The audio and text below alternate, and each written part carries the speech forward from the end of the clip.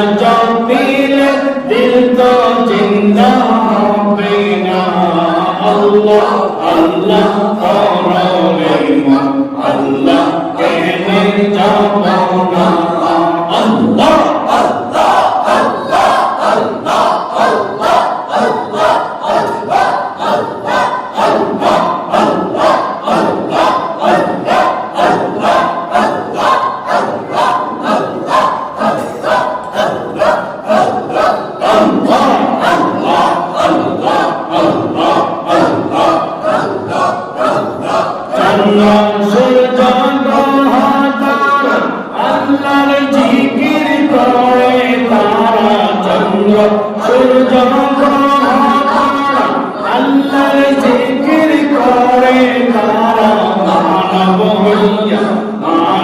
হইয়া তোমরা কেনে মাওলার জিকির করো না আল্লাহ আল্লাহ করো রে মন আল্লাহ কেনে জপো না আল্লাহর নামটি মাওলার নামটি না জপিলে কলব জিন্দা হবে না আল্লাহ আল্লাহ করো রে মন আল্লাহ কেনে জপো না আল্লাহ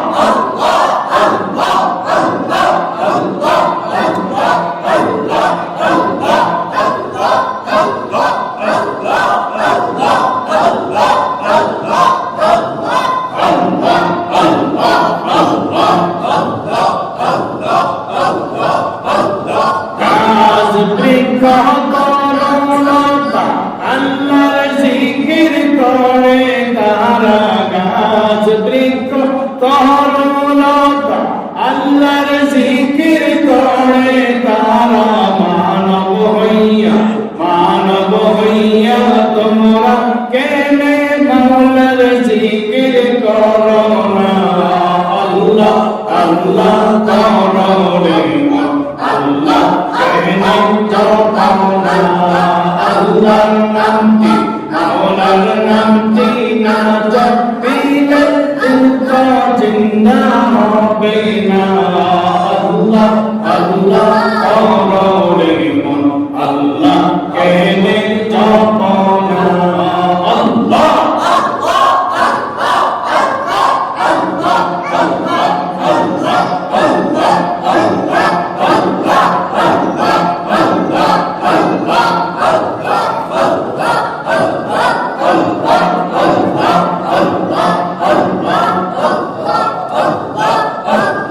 আল্লাহ তোমার লীলা খেলা কেউ বোঝে না মাওলা তোমার লীলা খেলা কেউ বোঝে না তুমি কাউকে রাখো কাস্তহনাতে কাউকে রাখো দোস্তলায় কাউকে রাখো কাস্তহনাতে কাউকে রাখো দোস্তলায় মাওলা তোমার লীলা খেলা কেউ বোঝে না আল্লাহ তোমার লীলা খেলা কেউ বোঝে না আল্লাহ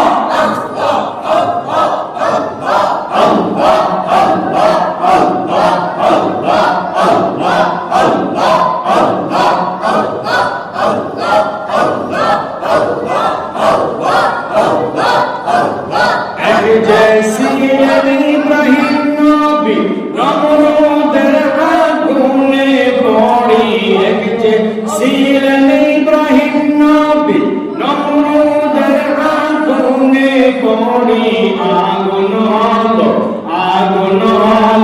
ফুলবা কি নবীর পশম চলে না আল্লাহ আল্লাহ করো রে মন আল্লাহ কেনে জপো না আল্লাহ তোমার লীলা খেলা কেউ বোঝে না তুমি কাউকে রাখো কাস্তহনাতে কাউকে রাখো দোস্তলায় মাওলা তোমার লীলা খেলা কেউ বোঝে না আল্লাহ আল্লাহ আল্লাহ আল্লাহ আল্লাহ আল্লাহ আল্লাহ আল্লাহ আল্লাহ